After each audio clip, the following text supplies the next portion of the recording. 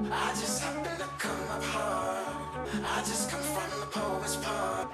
Legal or illegal, baby, I never bright like city life. I gotta make it. It's a big rich town. Fake love, I don't need it, you can keep it, that's a fact. I had to make up my mind.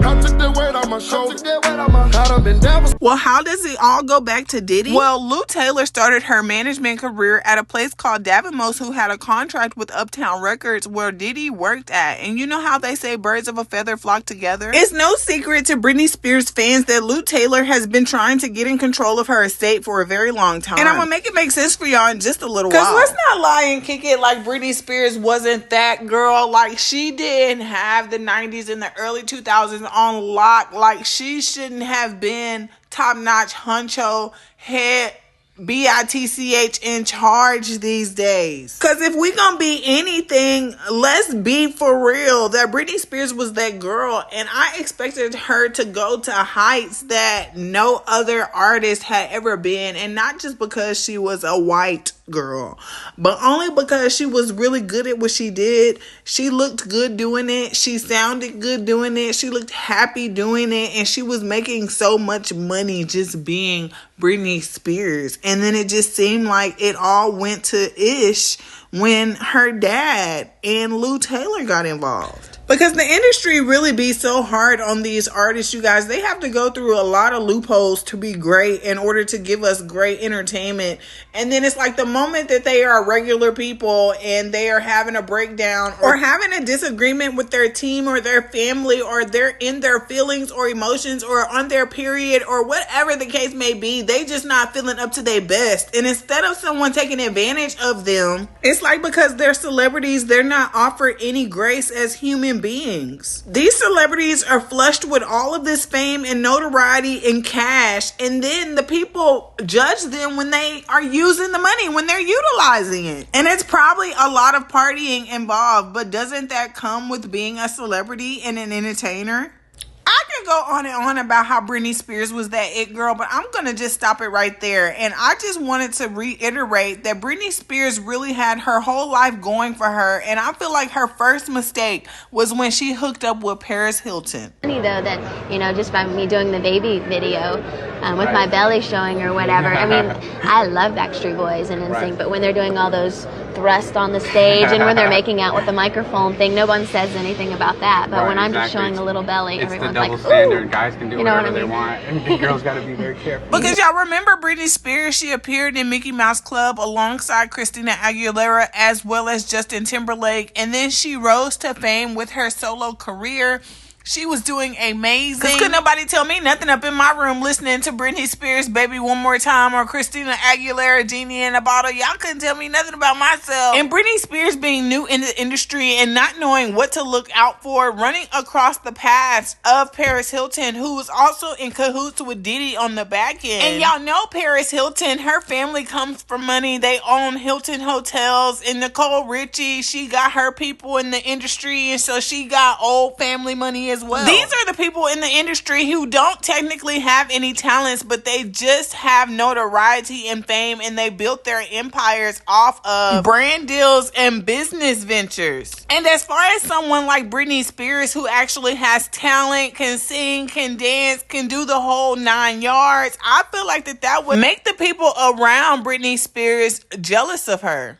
Just because of the simple fact that they're bored, they rich, and they don't got nothing to do. I'm pretty sure Paris Hilton knows some things about Diddy, one thing or another, some deep, dark secrets, because this girl's been around him for a long time. And one thing that makes my ASS itch is someone who has been around someone for a long time, have partied with them in public and in private, and then everything is all good and gravy when the federal authorities aren't involved. But when the federal government gets involved, then all of a sudden you don't know nothing, you ain't seen nothing. But I bet you was on one of them videotapes though. I bet you and Kim Kardashian was up in the cut, y'all was up and stuck. I said all of that to say that Britney Spears did not know what she was getting herself into, and she was really walking around like Paris Hilton would never do her no wrong, and that's her BFF, and she can trust her with her life. When I can tell y'all right now, Paris Hilton never had good intentions for Britney Spears. Britney Spears was just misguided in the industry because, like I said, people be trying to steal people's spiritual energy, like it happened with Quentin Tarver, you guys, like it happened with Aaliyah, like it happened with Justin Bieber, like it happened with Usher. It's just a long line of artists who come into the industry expecting fame and notoriety and riches and gold, and they get that, but they also receive a lot more because they are doing things like this in the industry, y'all. In order for you to get into the movie industry or the music industry, you got to be willing to do some strange things for some pieces of change. And basically, from my research, if you ain't willing to get down with the get down, then you not welcome in the industry. I'm gonna tell y'all now, Paris Hilton didn't have an ounce of loyalty in her body for Britney Spears.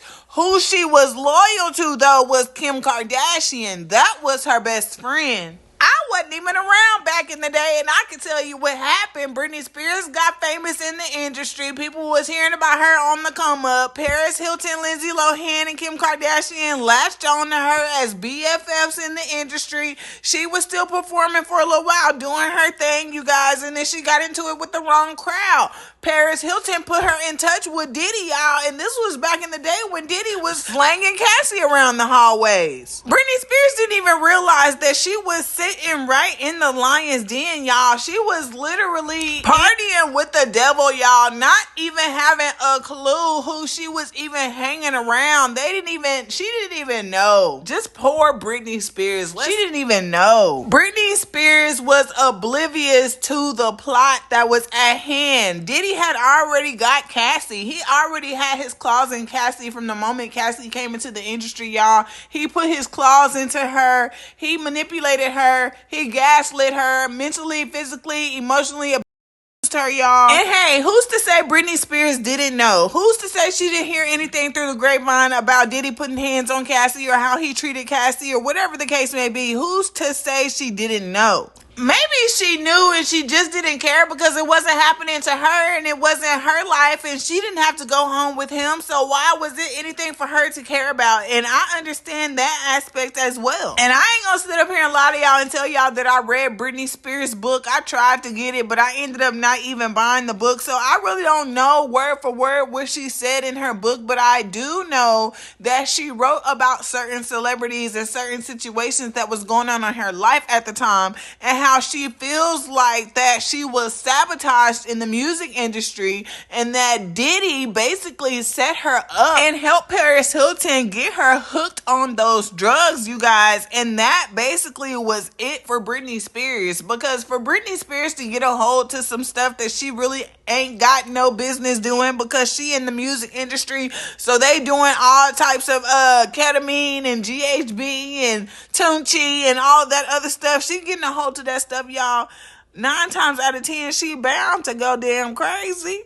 And people were making it seem like she was having a mental breakdown, and maybe she was, but maybe it was because of what she was going through at the time with her husband, Kevin Federline, the backup dancer, and then this was before the conservatorship, so she was probably going through hell and hot water with her family members and everything, and then paparazzi following her around and just doing the most. Like, I could understand someone like Britney Spears just going crazy, and she just had a goddamn enough. And because a lot of things were happening personally for Britney Spears behind closed doors, in the paparazzi, you know, the internet wasn't what it is today back then. So of course, not a lot of people knew, unless you had inside information, what Britney Spears was going through at a time where we didn't have social media to amplify our voices. And don't forget that I already mentioned earlier that Lou Taylor had been knowing Sean Diddy Combs since 1990, before she even realized that she could be a business manager slash caregiver slash guardian of someone's estate. So I'm more than sure that Lou Taylor already knew what she could do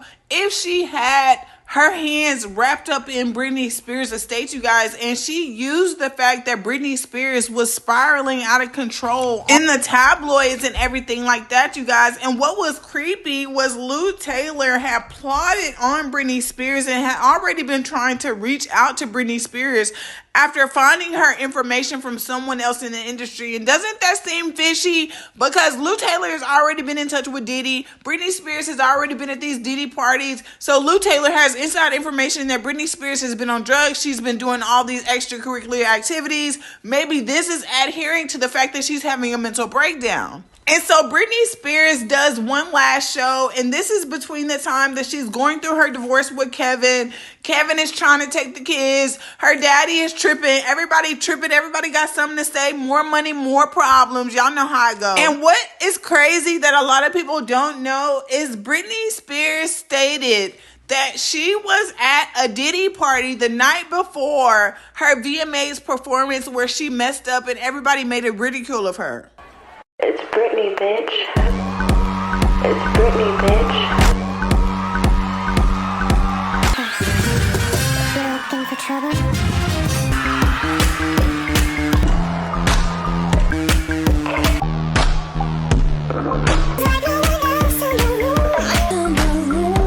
I had never watched the performance before today, but she seemed like she was holding her own, but it was creepy how Diddy was watching her. Like he was waiting to put the plan in play.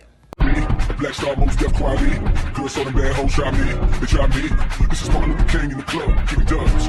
With a bad bitch in his hand and she down for whatever. In the back of his mind is Coretta. And she knows. She knows. And I know she knows. And I know she knows. And deep down she knows. She knows.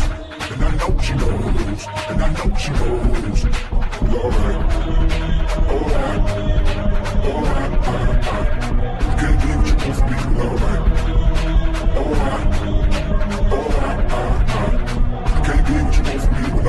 Damn if I do, damn if I don't.